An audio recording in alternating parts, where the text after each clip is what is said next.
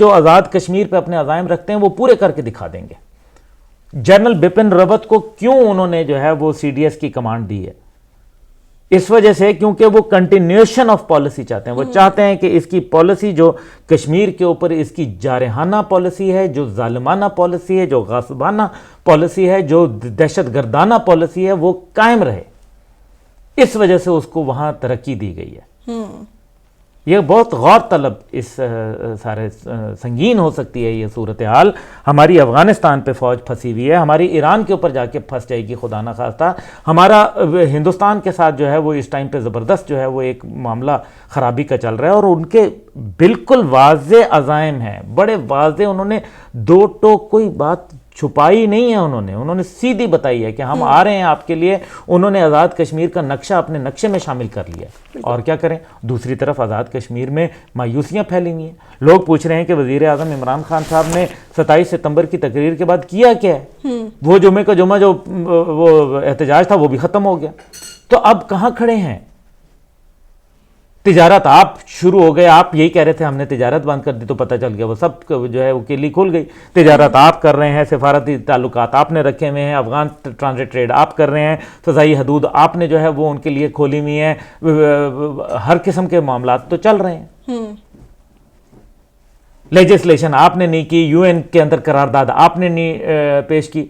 तो फिर लोग जो है वो दिफाई बजट आपने जो है वो 63% जो है वो कट कर दिया, क्योंकि आपकी रुपए की डिवैल्यूएशन और इन्फ्लेशन जो है वो उसकी वजह से आपका जो पिछला डिफेंस बजट था वही आज भी है। इसका मतलब है आपका तो डिफेंस बजट कट हो गया। दूसरी तरफ हिंदुस्तान जो है वो असले का नंबर 1 खरीदार दुनिया के अंदर बन गया। अब आप देखें कि ये माइक पॉम्पियो का फोन जो है वो यहीं क्यों आता है? वो हिंदुस्तान जो उनके साथ इतना ताल्लुक है, क्या हिंदुस्तान ने अपने मामलात ईरान के साथ ख़त्म कर डाले? जबकि हिंदुस्तान जो है वो तो अमेरिका के बिल्कुल इस टाइम पे सबसे बगल बच्चा बना हुआ है उनका मोस्ट फेवरेट कंट्री है उनकी। बावजूद उनकी ये एक कश्मीर के ऊपर तो आप कर्फ्यू लिफ्ट नहीं करवा सके। आप कह रहे हैं कि इंटरनेशनल कम्युनिटी के अंदर हम जाएंगे और ईरान के मुँह पर मामला। भाई आप अपना पहले कश्मीर के ऊपर कर्फ्यू हटवा लें, फिर बाद में दूसरी चीज़ें देखी जाएंगी। सिर्फ यह है कि हमें किसी की भी जंग के अंदर अपने पाकिस्तान को झोंकना नहीं देना चाहिए, ना अड्डे देने चाहिए, ना किसी किस्म के हमें उनकी इस बात पे मुआवनत करनी चाहिए। और बल्कि ये कह देना चाहिए कि अगर आप ऐसा कुछ करेंगे तो फिर जनाब वाला हम अफ़गानिस्तान के अंदर आपकी सपोर्ट नहीं कर पाएंगे। जैसे सर आपने कहा कि अमेरिका को हमें क्लियर कट मैसेज दे देना चाहिए कि हम आपको सपोर्ट नहीं करेंगे। डोनाल्ड ट्रंप ने खुद ईरान सऊदी अरब के दरमियान पाकिस्तान को सालसी किरदार अदा करने की पेशकश की थी। पाकिस्तान को अपने मफादात के तहत फैसला करना चाहिए। कुछ लोग कह रहे हैं कि न्यूट्रल रहना चाहिए, कुछ लोग कह रहे हैं कि न्यूट्रल रहना कोई ऑप्शन नहीं होता, पाकिस्तान को अपने मफादात देखने चाहिए। अगर ईरान की बात की जाए तो ईरान के बाद पाकिस्तान वो दूसरा मुल्क है जिसमें शिया बहुत बड़ी तादाद में मौजूद हैं, लेकिन वहीं पर अमेरिका भी सुपर पावर है और अमेरिका ने एक इंतहाई ये इकदाम उठाया अभी जो उसने किया है। तो इस पे आप क्या कहेंगे? सुपर पावर की तो असलियत अफगानिस्तान में पता चल गई है ना। कौन सी सुपर पावर है? ठीक है, माना सुपर पावर उनके लिए होती है जो, देखें, डिक्टेशन वो लेते हैं जो डिक्टेशन लेना चाहते हैं। जो नहीं लेना चाहते उनको कोई कुछ नहीं कर सकता। क्या माजी में पाकिस्तान पे प्रेशर्स नहीं आए? बिल्कुल आए। तो फिर पाकिस्तान ने सहे ना। ऐसा तो नहीं था कि पाकिस्तान ने कभी नहीं सहे। रूस तो पाकिस्तान के साथ खड़ा था, तब हमने जो है वो खड़े हुए ना उनके खिलाफ। कोई सिर्फ अमेरिका की उसके ऊपर तो नहीं खड़े हुए थे ताकत के ऊपर, पाकिस्तान अपने बलबूते पर खड़ा हुआ था। एक मुल्क है भाई, आप एक मुल्क को क्या समझते हैं? वो छोटा बड़ा हथियारों की वजह से मुल्क ममालिक नहीं होते।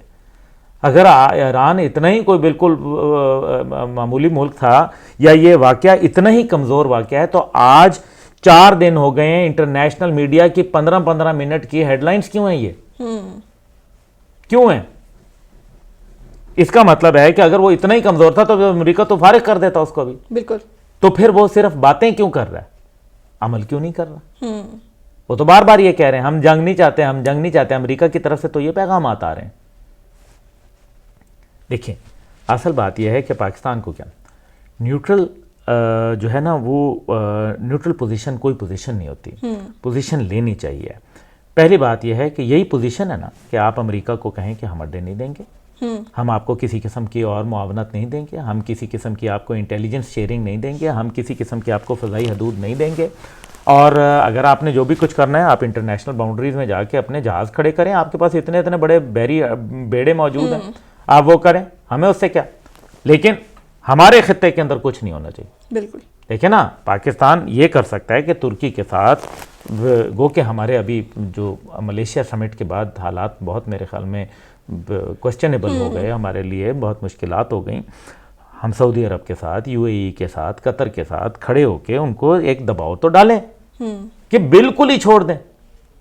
क्योंकि मैं तो ये देख रहा हूं कि कुछ अरब के आपस के जो मुखासमत है उसकी वजह से वो लोग ये खुश ना हो, अगर ईरान को कुछ हुआ तो बाकी भी नहीं बचेंगे। बिल्कुल ऐसे ही है। मुझे तो अपने घर को देखना है, मैं I am more concerned about Pakistan. Iran ठीक है, हमें उसकी वजह यह है कि हमें पता है कि उसके बाद फिर मैंने आपसे कहा कि निशाना पाकिस्तान है। पाकिस्तान को वो डीन्यूक्लियराइज करना चाहते हैं, वो ऐसे हालात पैदा कर देंगे, आपकी मईशत के तौर पर आपको ऐसा दबा देंगे, क्योंकि आपने दबना सीख लिया। जब आपने दबना सीख लिया तो आपको हर कोई, आपकी वो जो कमजोरी है उसको तो हर कोई दबाएगा। आपको अब कभी FATF से डराया जाता है, कभी आपको किसी और चीज़ से डराया जाता है, हर बार एक नया फितना वो खड़ा कर देते हैं, हम उससे डरते रहते हैं। फिर वो जब डर थोड़ा सा कम होता है फिर वो एक और नया हवा खड़ा कर देते हैं।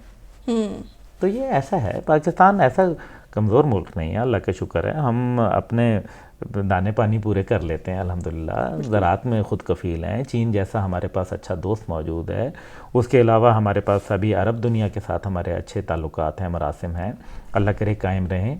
और इसी तरीके से वस्ती एशियाई ममालिक के साथ हमारा अच्छा ताल्लुक़ है। हमारा जो ताल्लुक़ है वो रूस के साथ बहुत अच्छा ताल्लुक़ है, क्योंकि चीन की वजह से हम रूस के जो है वो कुर्बत में आए हैं। तो ऐसा नहीं है, देखिए ना, चीन और रूस ने बड़ा वाज़ेह पैगाम दो टोक दे दिया है। अब इसमें और ममालिक साथ खड़े हो जाएं तो अमेरिका को यहाँ मनमानी करने की इजाज़त नहीं मिलेगी। अच्छा सर, सदर डोनाल्ड ट्रंप ईरान में निज़ामी हुकूमत की तब्दीली चाहते हैं और ईरान में इसी साल सितंबर में हुकूमत के ख़िलाफ़ शदीद मुजाहरे भी हो रहे थे, मगर ख़ुद अमरीकी मीडिया के मुताबिक जनरल सुलेमानी को मारकर अमरीका ने ईरानी हुकूमत को ही फ़ायदा पहुँचाया है। हाँ, इसमें तो कोई शक नहीं है। देखिए ना, अगर मुजाहरे हो रहे थे तो फिर वहाँ की वो, और साथ ही डोनाल्ड ट्रंप ये भी कह रहे हैं कि हम रिजीम चेंज नहीं चाहते ईरान में, साथ वो ये भी कह रहे हैं। तो उन्होंने तो कौम को मुत्तहद कर दिया ना। आप देखें पाकिस्तान पे, जब जब पाकिस्तान पे कोई बैरूनी वार हुआ, आज नरेंद्र मोदी ने वो जो अमन की आशा वाला जो ड्रामा था वो ख़त्म हो गया ना, क्योंकि नरेंद्र मोदी ने साबित कर दिया।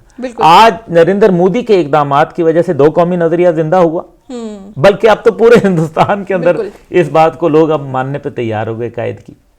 इसलिए जो डोनाल्ड ट्रंप साहब ने वहाँ किया है उससे तो ईरान को मुत्तहिद किया उन्होंने। जो आवाज़ें उठती थी वो उनको वो फिर सच्चे साबित हो गए ना। वो हुकूमत कहती थी कि जी देखो ये सब पीछे ही तो कारिस्तानी अमेरिका की है, तो फिर बात तो सच्ची साबित हो गई।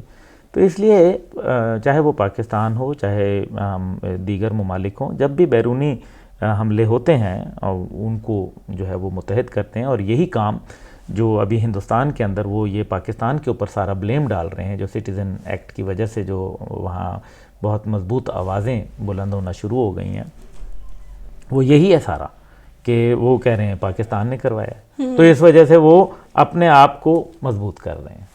सर, भारत के नए आर्मी चीफ जनरल जो मनोज हैं, उन्होंने ओहदा संभालते ही धमकी दी है कि सरहद पार सर्जिकल स्ट्राइक का हक महफूज रखते हैं।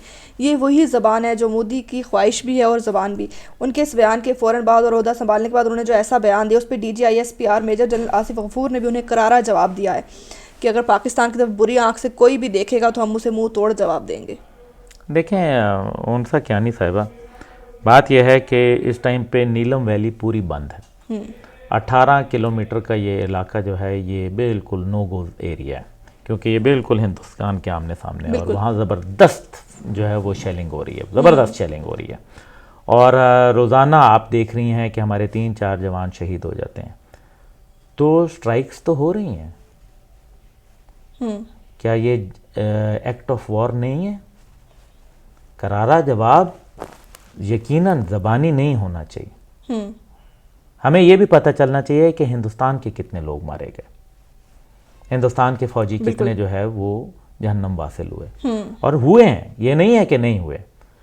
तो कौम को सच बताना चाहिए, जंग तो छिड़ गई। लेकिन सर जैसे ही भारत कभी भी इस तरह की कोशिश करता तो पाकिस्तानी आर्मी उसको हमेशा मुंह तोड़ जवाब देती है। दंदान शिकन जवाब स्टार्ट दिया जाता कभी है भी हमेशा, पाकिस्तान अल्लाह की आर्मी नहीं करती, लेकिन जवाब हमेशा दिया जाता है। हम माशाल्लाह एक बहादुर कौम है और हमारी अफवाज जो है वो उसने हमेशा हमारी इज़्ज़त रखी है और पाकिस्तानियों का हौसला बुलंद किया है। बहादुर लोग हैं, ईमान तकवा जहाद फी सबीलिल्लाह वाली फ़ौज है भाई, कोई ऐसे तो नहीं है कि आप उसको कहें। लेकिन मैं ये कह रहा हूँ कि जंग तो शुरू है, बिल्कुल ये तो हमारे सियासतदानों का काम है ना कि वो लोगों को बताएं। अब DGISPR तो यही बता सकते हैं ना कि जनाब हमने जवाब दे रहे हैं और जवाब दिए हैं और जवाब देंगे इंशाल्लाह ताला, अगर जब भी ज़रूरत होगी। हमने चाय की प्याली के पीछे जहाज़ भी ले लिया था पूरा, तो ऐसी बात नहीं है, ये इतना आसान नहीं है। लेकिन उनके अज़ाइम की बात हो रही है कि उनके अज़ाइम तो